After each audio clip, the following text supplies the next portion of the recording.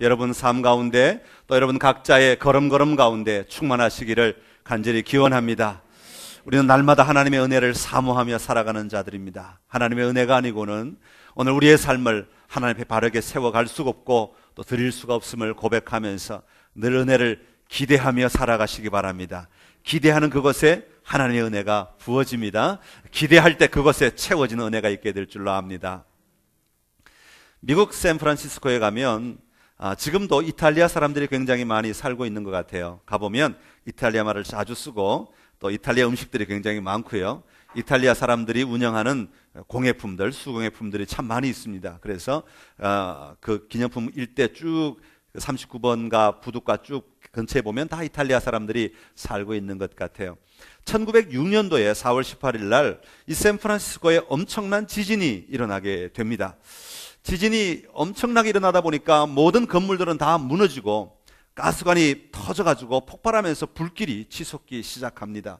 그래서 이 샌프란시스코 일대가 불바다가 되기 시작하고 그때 많은 사람들이 이 지진을 피하기 위해서 지진을 피한다기보다는 지진으로 말미암은 그 피해를 피하기 위해서 모두 다 이 도시를 벗어나기 시작합니다.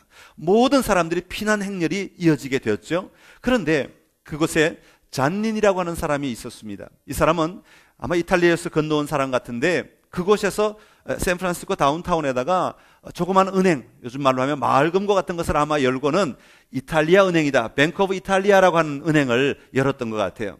그런데 이 사람은 교회에 살았던 것 같습니다. 그런데 지진이 나자 다른 사람은 전부 다 밖으로 도망갈 때 이 사람은 그 아침에 눈을 떠서 그 소식을 듣고는 시내를 향해 달려가기 시작합니다. 그때 요즘처럼 교통수단이 좋은 것도 아니고 모든 환경이 좋은 것도 아니었을 것입니다. 몰려 나오는 사람들을 헤집고 들어가는데 6시간이 걸렸습니다. 6시간을 헤집고 들어가서 자기 은행에 도착하여서 금고 안에 있던 돈들을 잘 보관하고 그리고는 그 은행들을 추스리기 시작합니다. 그 다음 날이 되었습니다. 소식들이 들려오기를 많은 은행들마다 앞으로는 6개월 동안 대출을 해주지 않겠다 하는 그런 소식들이 들려옵니다. 왜요? 대출해주면 이 난리통에 어떻게 돈을 받을 수 있겠어요? 그죠? 은행이 손해나면 안 되니까 대출을 못 해주겠다는 거예요.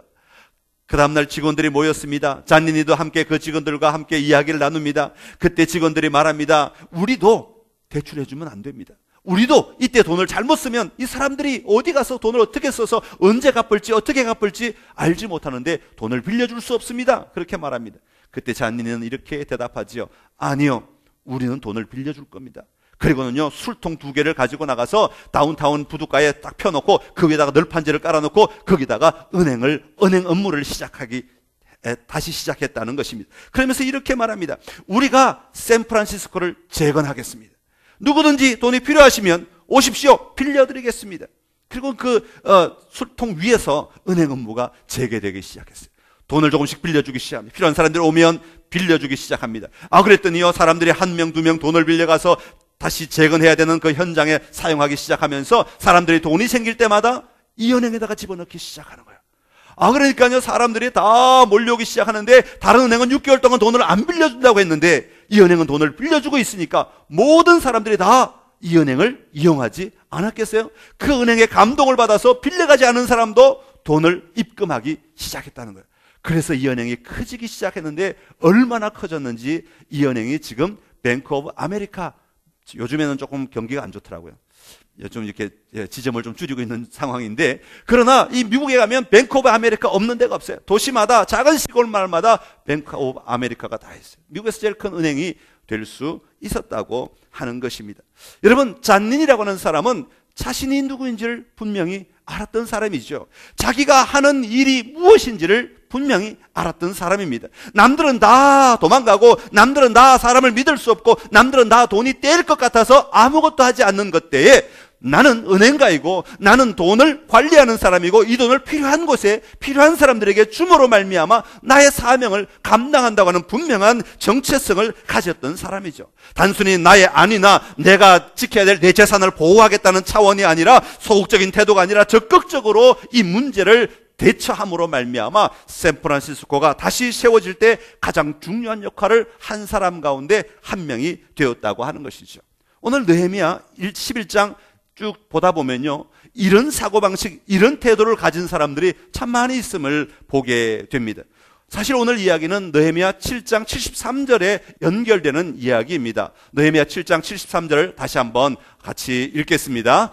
이와 같이 제사장들과 레위 사람들과 문지기들과 노래하는 자들과 백성 몇 명과 느디님 사람들과 온 이스라엘 자손들이 다 자기들의 성읍에 거주하였느니라. 아멘. 자, 여기 보면 다 자기들의 성읍에 거주했다 그랬어요. 7장 이후에 8장, 9장, 10장 우리가 3주 동안 이야기를 나눴지요. 그 변천사, 그들의 신앙의 변천사들을 함께 이야기 나눴는데 다시 그 상황으로 돌아가서 7장 73절에서 그들이 다 자기 성읍에 거주하였다. 왜 이런 일이 일어났는가 하니까 이제 같이 해야 할 일이 다 끝났다는 거예요. 성읍을 세우고 성벽을 쌓고 그리고 성문을 다는 것이 모두가 다 함께 힘을 모아서 자기들의 일을 다 제쳐놓고 같은 마음을 가지고 해야 될 일이었어요. 그런데 성벽 공사 끝났어요. 성문 다 달았어요. 그러니 이제 뭐가 남았어요? 목구멍이 포도청이라고 이제 먹고 살아야 되는 일이 남아요. 그러니까 전부 다 예루살렘 성 안에 머물 수가 없어요. 왜? 성은 제한이 있어요. 성 안은 땅이 별로 없어요. 그죠? 밭을 갈 밭이 없어. 그 성 안에는 집들만 빼곡이 들어있어가지고 그 안에 사람들이 살아가기가 참 어렵단 말이죠. 그러니까 각 지파별로 자기의 땅으로 다 돌아갔단 말이죠. 자기의 고향으로 다 돌아갔단 말이에요. 근데 가긴 갔는데 너무 많이 갔어. 예루살렘 성의 적당히 사람들이 남아서 그 성을 관리해 줘야 되는데 그럴 사람조차 없이 수많은 사람들이 자기의 성읍으로 다 돌아갔다 그 말입니다. 그게 이게 오늘 본문에 나오는 배경입니다. 그때 느헤미야 7장에 보면 다시 하나님의 마음을 받죠. 하나님의 마음을 받아서 뭘 하게 되는가 하니까 각 지파별로 사람들을 다 등록시키는 일을 하게 합니다. 여러분, 등록한다는 얘기는 뭐예요? 등록함으로 말미암아 자기가 누구인지를 다시 한번 발견하도록 하는 것이죠. 당신의 조상이 누구인지, 당신의 조상이 어디에서 출발했는지, 당신의 조상에게 주어진 사명은 무엇인지, 당신의 지파의 사명은 무엇인지 그것을 정체성을 다시 한번 확인시켜 주는 작업이 등록하는 작업이었다고 하는 것입니다. 이것이 오늘 느헤미야 11장의 배경이라고 말할 수 있습니다. 너희들이 그 땅에서 자기의 성읍에서 너희가 먹고 사는 것만 집중하며 살아가야 하는 사람이 결코 아니라 너희 모두는 다 이 예루살렘을 위하여 함께 마음을 모으고 함께 뜻을 모아야 할 사람들이다 하는 것을 이야기하고, 그래서 이 성읍에 살 사람, 거주할 사람들을 모으게 되는 장면입니다. 오늘 예루살렘에 거주하겠다고 나온 사람들이 어떤 사람인지 좀 살펴보고 그들의 보여준 태도들을 오늘 우리가 좀 같이 함께 나누기를 원합니다. 그래서 오늘 우리의 삶에도 동일하게 하나님이 세우기를 원하시는 이 예루살렘을 다시 세워가며 우리의 삶을 하나님 중심의 삶으로 회복하는 놀라운 은혜가 있기를 간절히 기원합니다. 자, 그러면 먼저 예루살렘에 거주하기 위해서 필요한 것이 있는데 자원하는 섬김이 있어야 한다는 것입니다. 한번 따라합시다. 자원하는 섬김입니다. 오늘 본문 1절에 보면 가장 먼저 등장하는 사람이 있습니다. 11장 1절에 보니까 백성의 지도자들은 예루살렘에 거주하였고 그렇게 말합니다. 지도자들이라고 하는 것이죠. 여러분, 지도자들은 어떤 사람입니까? 여기서 지도자는 어떤 행정적이나 군사적인 직책을 맡은 사람들입니다. 지도자는 책임을 맡은 사람이죠. 지도자는 권한도 있지만 의무도 굉장히 센 사람들이 바로 지도자라고 말할 수 있죠. 그렇기 때문에 지도자에게 요구되는 덕목 가운데 하나는 희생이 요구되는 사람이기도 합니다. 여러분, 지도자는 어떤 사람입니까? 지도자는 솔직히 말하면요, 자기를 위한 사람이 절대로 아닙니다. 지도자라고 하는 것은 그 지도자로 세워준 그 그룹, 나라, 지역, 단체, 교회, 가정 이런 것을 위하여서 앞장서서 헌신해야 하는 사람이 지도자입니다. 그래서 그 사람들로 하여금 이 단체가 나아가야 될 분명한 방향을 보고 사명을 보고 그 사명을 이루는 곳까지 잘 안내하여 데리고 가서 그 사명을 모두 다 누릴 수 있도록 만들어주는 사람이 지도자입니다. 지도자라고 하면 내 힘 가지고 권세 가지고 내 마음대로 주장하고 명령하고 내 배만을 위해서 내 이익만을 위해서 내가 이 자리에 올라왔으니 내가 내 마음대로 하겠다 그렇게 말하는 사람은 참된 지도자가 아니라 그 말입니다. 지도자 한 사람만을 위하여 존재하는 단체는 그 단체는 무너지고 마는 것이에요. 아무 지도자의 능력이 없어지는 것이죠. 지도자의 영향력이 없어지는 거예요. 그래서 지도력의 핵심은 뭐예요? 다른 사람에게 영향력을 주는 거예요. 그래서 그 사람이 영향을 받으면 그 사람이 어디로 가야 돼요? 그 단체가 존재하는 사명을 향해 가야 돼요. 가정은 가정의 사명을 향해 나아가도록 도와주는 사람이 가정의 지도자입니다. 그 가정의 아버지가 지도자일 수 있고 어머니가 지도자일 수 있고 때로는 자녀들이 지도자가 될 수도 있습니다. 그래서 그 가정이 함께 분명한 사명의 표대를 향해서 나아갈 수 있도록 서로 도와주고 서로 세워주는 사람이 지도자예요. 교회도 마찬가지입니다. 교회가 존재하는 이유, 교회가 이 땅에 있어야 하는 이유, 그것을 분명히 보고 그것을 향해서 담대하게 나아가도록 도와주고 세워주는 사람이 지도자예요. 내 말을 들어라, 내 말만 들어라, 나하고만 놀자, 이게 지도자가 아니라 그 말입니다. 하나님이 부르시는 자리를 향해 우리가 모두 함께 가자 하고 도와주어야 하는 것이죠. 나라의 지도자도 마찬가지입니다. 이 나라가 세워져야 할 목표가 있습니다. 이 나라가 나가야 될 방향이 있습니다. 그것을 향해 모든 사람을 설득하며 모든 사람을 격려하며 모든 사람에게 힘을 더하여줘서 함께 가자 하고 방향을 끌고 가는 사람이 진정한 지도자라고 하는 것이죠.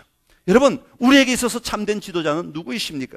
지도자의 모범이 되시는 분은 바로 예수 그리스도이십니다. 예수는 이 땅의 사람들이 하나님 앞에 담대하게 나아가 구원을 받고 하나님의 나라를 누리도록 하기 위해 이 땅에 오신 분이십니다. 그래서 예수님의 첫 마디는 뭐였어요? 회개하라, 천국이 가까웠느니라. 하나님의 나라가 가까웠다는 것입니다. 그래서 그 사람들로 하여금 하나님의 나라를 향하여서 전부 다 인도하는 역할을 하신 분이 예수님이셨다 하는 것이죠. 그런데 그 예수님께서 그 사명을 감당하시기 위해 어떤 모습으로 감당하셨는가 하는 것입니다.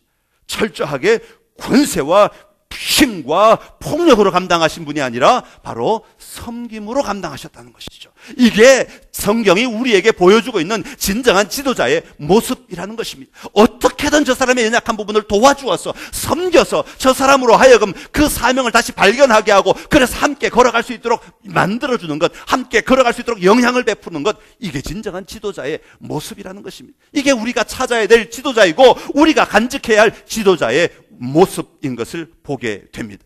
예수님은 이렇게 말씀하십니다. 마태복음 20장 28절의 말씀입니다. 시작. 인자가 온 것은 섬김을 받으려 함이 아니라 도리어 섬기려 하고 자기 목숨을 많은 사람의 대속물로 주려 함이니라. 아멘. 그렇습니다. 예수님은 섬기기 위해 오신 분이십니다. 분명히 하나님이셨음에도 불구하고 모든 영광 존귀만 받으셔야 하는 하나님이셨음에도 불구하고 이 땅에 오셔서 참된 지도자의 모형을 보여주신 것은 우리로 하여금 그렇게 섬기며 살아갈 수 있도록, 그래서 그 섬김으로 말미암아 목적지를 향해 모든 사람들이 동참할 수 있도록 만들어 주셨다고 하는 것입니다. 그렇다면 예수님께서 그 섬김의 사역을 감당하실 때 억지로 하셨느냐 그 말입니다. 예수님이 억지로 하셨습니까? 아이고 나는 저 십자가 달리기 싫은데 아이고 안 달리면 안 될까? 안 달리면 안 될까? 나 저 채찍 맞기 싫은데 안 맞으면 안 될까? 안 맞으면 안 될까? 도망 다니셨습니까? 그렇지 않습니다. 스스로를, 자기 몸을 내어주셨다 그랬습니다. 자기 몸을 바치셨다는 겁니다. 자원하여 섬기셨다는 것이죠. 여러분, 오늘 우리 삶의 이 섬김의 모습 가운데요, 억지로 하는 섬김이 있어서는 안 된다고 하는 것이죠.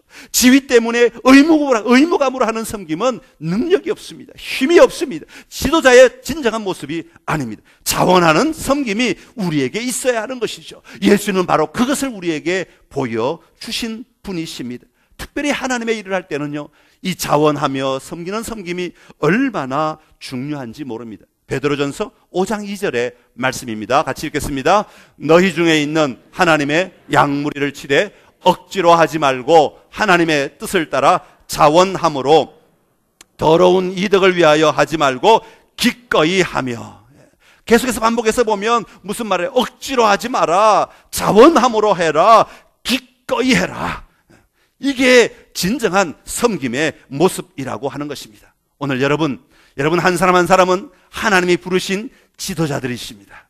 아이고 나는 직책도 없고 직분도 없고 뭐 가진 것도 없고 세상에 아무것도 안 하는데 무슨 지도자예요? 아니요, 여러분 때문에 여러분 주변에서 누군가가 영향을 받으신다면 여러분은 지도자입니다. 그 사람을 이끌고 가는 지도자란 말입니다. 이 교회의 지도자이고 이 나라의 지도자이고 더 나아가 이 가정의 지도자이고 여러분 주변에 있는 친구들 사이에서 지도자인 것이에요. 여러분, 하나님은 여러분을 하나님이 사용하시기 위해 붙들어 세운 자들인 줄로 믿습니다. 그러게 우리는 우리의 삶을 전적으로 자원하여 섬김으로 말미암아 내 주변에 있는 사람들을 도와주고 세워줌으로 그들이 우리가 분명히 가야 할 방향을 향해서 잘 나아갈 수 있도록 함께 힘을 모으는 삶을 살아야 하는 것입니다. 세상의 뜻이 아니라 하나님의 뜻을 향하여 나아가는 자원함이 오늘 우리 모두에게 있어야 합니다. 다른 사람에게 영향을 끼쳐 진정으로 섬겨줄 때 그 섬김을 통해 놀라운 삶의 변화가 나와 우리 주변에 일어남을 분명히 보고 누릴 수 있는 여러분들이 되시기를 간절히 기원합니다.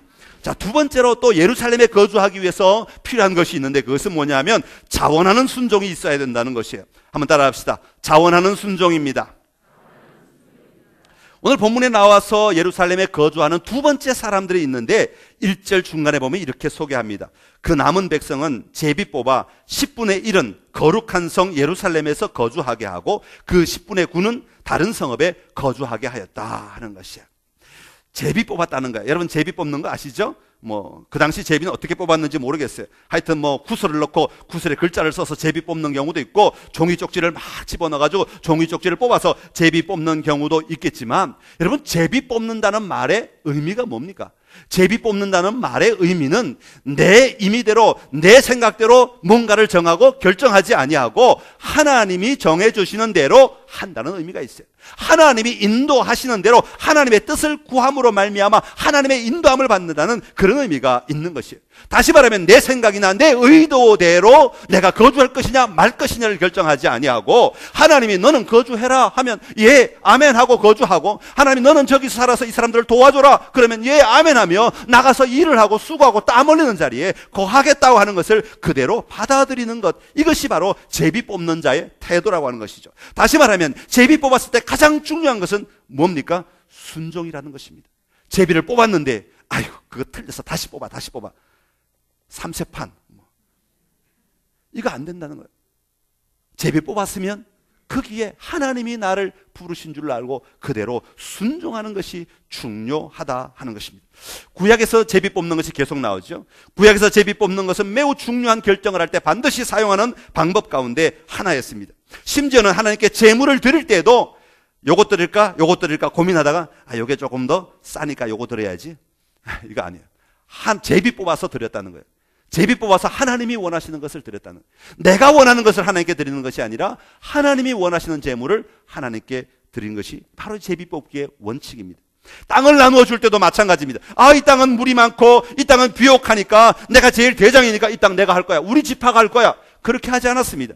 땅을 제비 뽑아서 나누었다 그랬어요. 그래서 내가 아무리 힘이 있고 권력이 있고 재산이 있었어도 하나님이 사막으로 가라 하면 사막으로 가서 살았고, 골짜기에 가서 살아라면 골짜기에 가서 살았고, 산에 가서 살아라면 산에 가서 살았던 것이 그 당시 사람들의 모습이었다고 하는 것입니다. 사람이 필요할 때도 제비 뽑았습니다. 이 사람이 돈이 많으니까 힘이 많으니까 이 사람 세워야 돼. 아니요, 하나님은 제비 뽑아서 하나님이 원하시는 사람을 사용하셨다는 겁니다. 이게 제비 뽑는 것의 원칙이지요. 그러면 제비 뽑혔다는 것은 무슨 의미를 가지고 있습니까? 하나님이 나를 선택하시고 하나님이 나를 사용하신다는 것이니까 제비 뽑혔다는 것은 내 생각대로 반응하지 아니하고 하나님의 말씀에 순종하며 아멘하며로 나아가는 것을 이야기하는 것이죠. 내 시간과 내 자원을 들이며 하나님의 뜻에 순종함으로 나아가야 하는 것입니다. 그런데 그 순종도 억지로 하는 순종이 아니라 자원하는 순종이 되어야 하는 것입니다. 하나님은 그것을 우리에게 요청하시고 그것으로 말미암아 하나님의 성읍들이 세워져 간다고 말씀하고 계시는 것입니다. 우리가 잘 아는 요나 이야기, 요나가 하나님으로부터 명령을 받습니다. 무슨 명령을 받습니까? 저기 니느웨로 가서 그 땅 사람들에게 곧 무너질 거다, 그 성이 멸망할 것이라고 외쳐라. 너희 죄가 너무 크기 때문이다.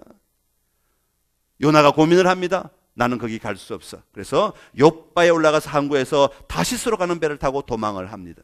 그런데 그 배가 바다에 둥둥 떠갈 때에 엄청난 풍랑이 일어납니다. 그래서 뱃사람들이 다 이야기합니다. 도대체 이 풍랑이, 우리가 아무리 애를 써도 풍랑이 멈추지 않는데 이 풍랑이 무슨 연고인가 알아보자 하고 사용한 방법이 제비 뽑는 방법이었습니다. 누가 걸렸을까요? 요나가 걸렸지요. 하나님이 사용하시는 방법이니까 요나를 불러 세웁니다. 그때 요나가 그 제비 뽑힌 상황을 보고 이렇게 이야기합니다. 요나서 1장 12절의 말씀입니다. 같이 읽겠습니다. 그가 대답하되 나를 들어 바다에 던지라.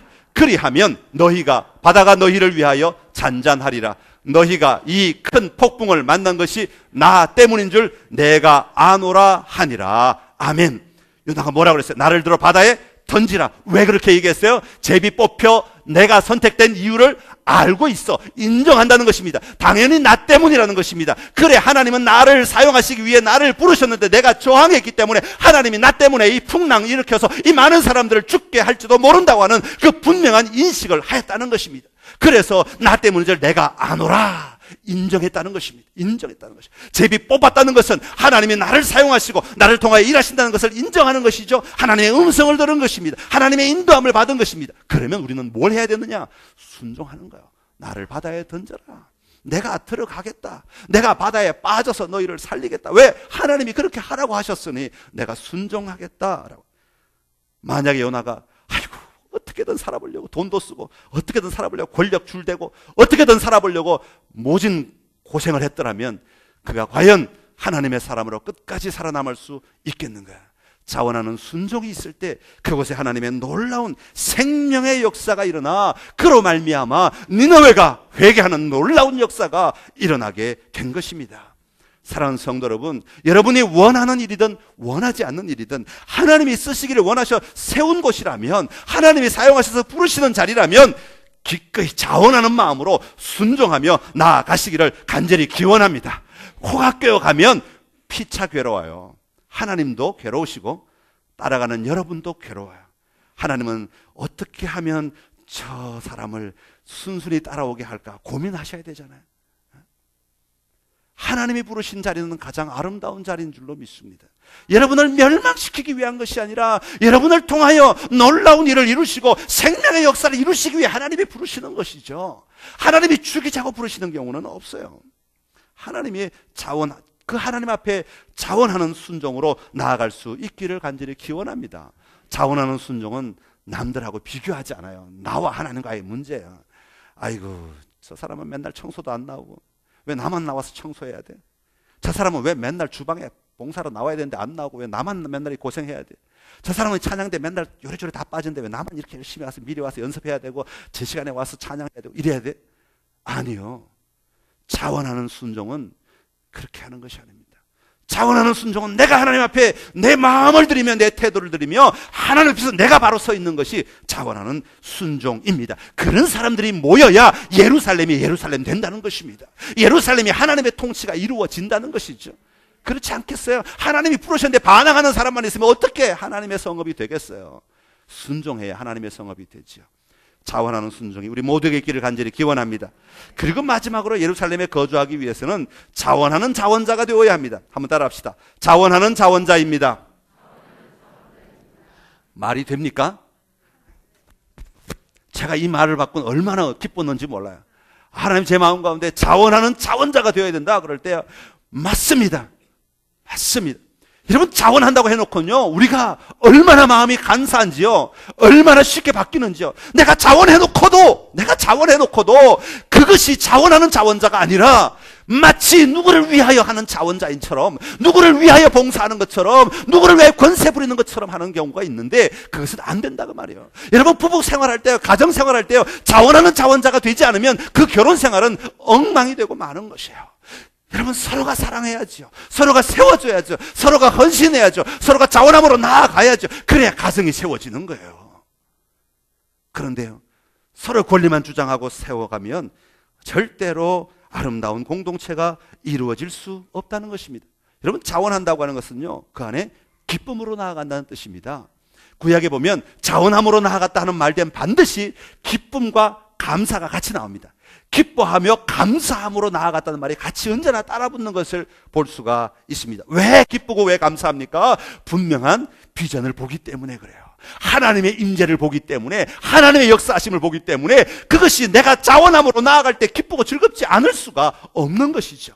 하나님의 보좌 앞에 나아가는데 어떻게 그것이 괴롭고 눈치 보고 나는 아무것도 아니야 못하겠다고 쩔쩔매며 억지로 하는, 남 보기 위해, 남에게 보여주기 위해 억지로 하는 자원함이 될 수 있겠는가 하는 것이에요. 근데 여기 원어에 보면요, 이 자원하는 자가 한두 명이 아니라는 거예요. 엄청난 많은 사람이 자원을 했다는 것을 오늘 성경이 우리에게 보여주고 있습니다. 즐거이 헌신하며 나오는 수많은 사람들이 있었다는 것입니다. 아마 느헤미야가 그만 와, 그만 자원해, 그만해, 충분해, 더 이상 머물 데가 없어, 더 이상 살 곳이 없어, 아마 그렇게 말하지 않았을까 싶어요. 할렐루야. 여러분, 그런 교회가, 그런 나라가, 그런 세상이 아름다운 세상 아닙니까? 그게 하나님의 뜻이 이루어지는 것이 아니냐 하는 것입니다.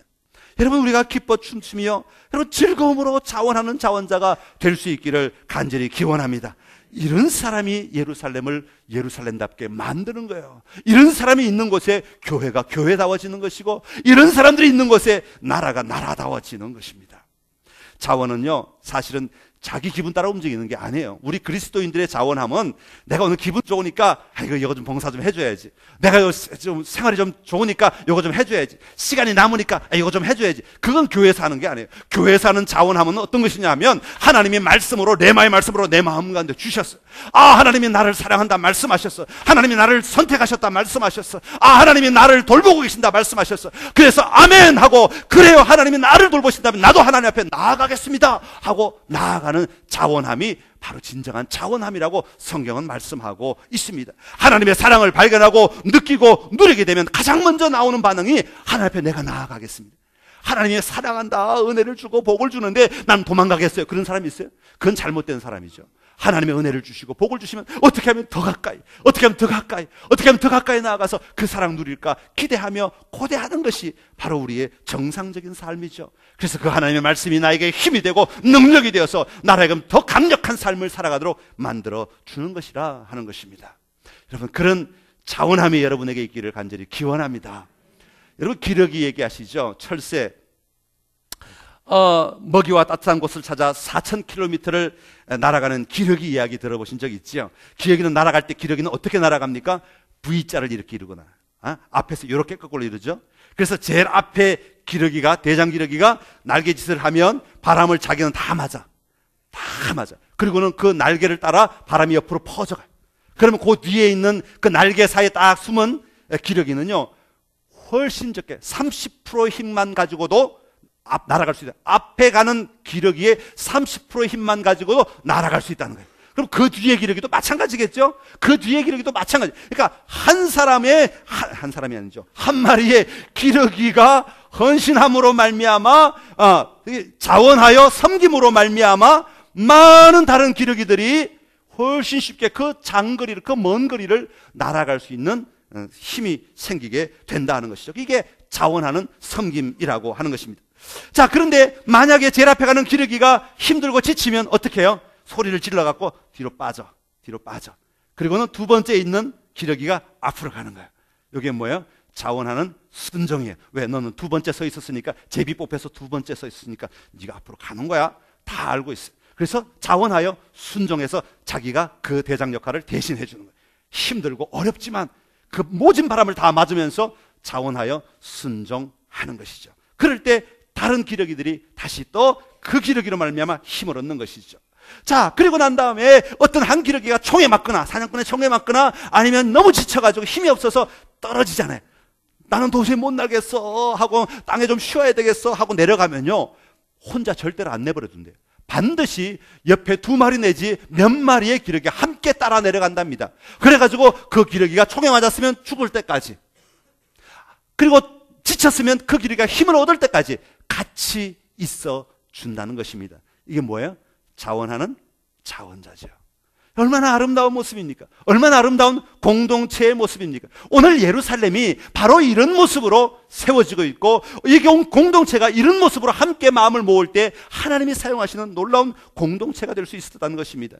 그런데 도대체 무엇이 이 이스라엘 백성, 유다 백성들로 하여금 이런 마음을 갖도록 만들어 주었는가 하는 것이에요. 그 중요하잖아요. 무엇이 이런 태도를 가지도록 이들을 동기유발시켜 주었는가 하는 것이죠. 그것은 바로 이 백성들의 예루살렘에 대한 태도 때문이었습니다. 그들이 거주하는 예루살렘은 다른 많은 사람들이 자신의 삶을 살아가는 그런 성읍들 가운데 하나가 아니었다고 분명하게 고백합니다. 오늘 성경 1절 중간에 보면 그 예루살렘을 뭐라고 불렀습니까? 거룩한 성 예루살렘이라고 불렀다는 거예요.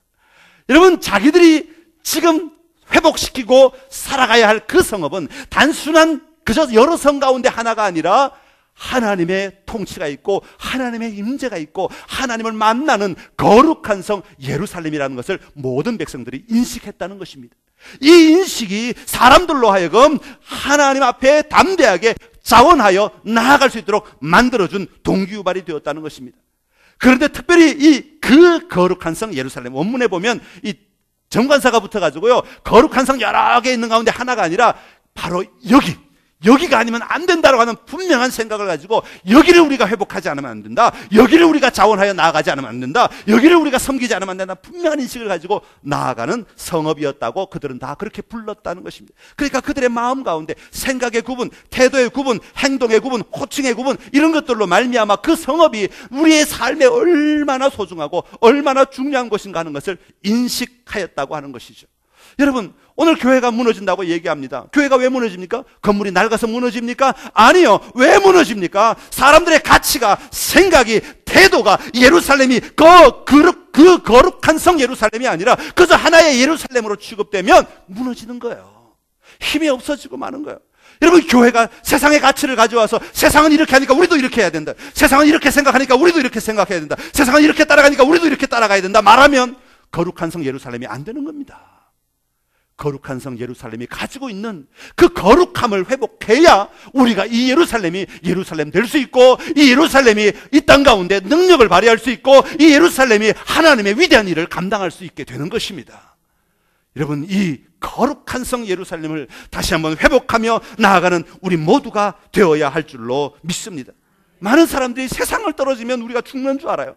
세상대로 안 살면 우리가 지는 줄 알아요. 세상대로 안 살면 우리가 다 나고자가 되는 줄 알아요. 아니요, 세상이 우리를 따라와야 됩니다. 왜요? 세상은 자기들이 다스리는 나라지만 우리는 하나님이 통치하시는 나라이기 때문에, 우리는 영원한 나라이기 때문에 마침내는 세상이 따라와야 될 나라예요. 그런데 그 가치를 모르고 그 소중함을 모르고 우리가 세상 따라가겠다고 발버둥 친다면, 세상의 정치 따라하고 세상의 습관 따라하고 세상의 풍습이나 따라하고 세상의 유행이나 따라한다면 어떻게 하나님의 위대한 일들이 예루살렘에서 일어나겠는가 하는 것입니다. 자, 이런 공동체에 대한 의식은 사실은 그냥 생긴 게 아니에요.